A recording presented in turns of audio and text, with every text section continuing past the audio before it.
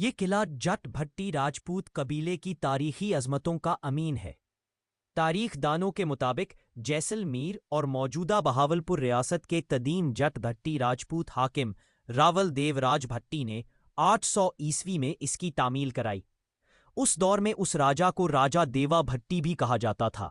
قلعہ ڈیراور بہاولپور سے 100 کلومیٹر کے فاصلے پر تحصیل احمد پور شرقی میں چولستان صحرا کے درمیان میں میلوں دور تک دیکھا جا سکتا ہے۔ چولستان میں واقع اس قلعے کی دیواریں اور ان کی ساخت عہد رفتہ کی شان و شوکت کی مظہر ہیں اور اس خطے کی ماضی کی امین ہے۔ تاریخ دانوں کے مطابق چونکہ ریاست جیسلمیر اور موجودہ بہاولپور ریاست کے قدیم جٹ بھٹی راجپوت حاکم راول دیو راج بھٹی نے 800 میں اس کی تعمیر کرائی، اسی لیے اس کا نام دیو راول قلعہ تھا، جو بگڑ کر دیوا راوڑ اور اب ڈیراور ہو گیا ہے۔